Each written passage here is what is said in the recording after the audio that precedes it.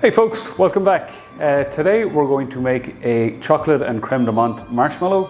To do so, we're going to need a syrup which is made up of sugar, corn syrup and cocoa. We're also going to need gelatin which has been hydrated in creme de menthe, and we're going to need in our mixing bowl again a little bit of cocoa and some corn syrup. What we're going to do is take our sugar syrup to 110 degrees Celsius or 230 degrees Fahrenheit. We're then going to add our gelatin and then pour everything into our mixer and whisk it until it goes cool and turns into a marshmallow. So to start with, turning on our induction burner. We can kind of be quick with this because it's a small amount of liquid. The higher the temperature, quicker this is, or the higher the power, quicker this is going to happen. And I'm just going to keep monitoring my syrup as soon as this starts to boil. So remember that 230 degrees Fahrenheit or 106 degrees Celsius is pretty close to boiling temperature. So what we're looking for, or what we're waiting for, is once it boils, we then start taking our temperature straight away to make sure that we're taking it off at the correct temperature. Too high a temperature, your marshmallow is going to be super thick and super dense, something nobody really wants. Too low a temperature, your marshmallow won't set up properly. What we do next, double checking my temperature. Yep. What we do next, syrup comes off the heat. Okay. We add our gelatin pastille into the mixture. Whoops. If it will come out of the bowl. Take a whisk. Whisk in your gelatin just to dissolve. And it will start to smell nice and toothpaste-esque.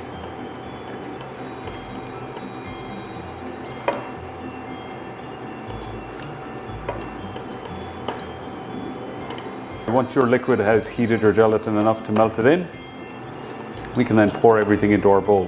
What we don't need to worry about here is the temperature falling an enormous amount, because as soon as you add gelatin to this guy, it's going to bring down the temperature anyway. But there's definitely enough heat left in this that when we whisk it, we're going to be adding air. Okay?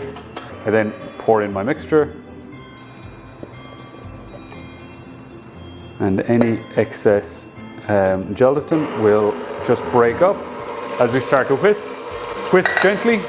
The base of your bowl is going to get progressively hotter right now. So the next thing we're looking for is that it gets cold. Okay? And by cold, I mean maybe just above body temperature, just when your hand kind of feels that your mixer is still warm and it's still registering as warm, we're good to go with part 2. Okay, so my marshmallow has cooled down significantly, okay? And because of the fat content in the cocoa powder, it's kind of hard to get your traditional marshmallow pipeable set. So what we're going to do instead is take some confectioner sugar and cornstarch. So the ratio is 1:1, confectioner sugar and cornstarch. Pop it onto a tray. Equally, this will work if you have a silicone mold, a circle, square, whatever it is. We're going to then take our marshmallow, pop it onto our parchment paper, and then more cornstarch over the top. And then we're just going to leave it set up overnight. And tomorrow we'll come back, we'll cut it up into little squares, and we'll use it for decoration, we'll use it for putting it into hot chocolate, we'll use it for eating itself. Okay, so stopping my machine. You can see my marshmallow is quite light, quite aerated, but still relatively thick or relatively loose. And this is why I'm going to be popping it onto my sheet tray. Okay, so put my whisk to one side. Whoops. Take my marshmallow onto the tray. And because we've been cutting it, it's not super important that it's an even layer. It's just important that as much marshmallow as possible is on your tray.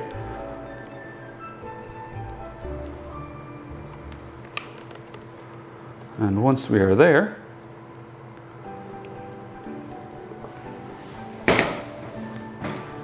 we can take yet more cornstarch and confectioner sugar, pop it over the top,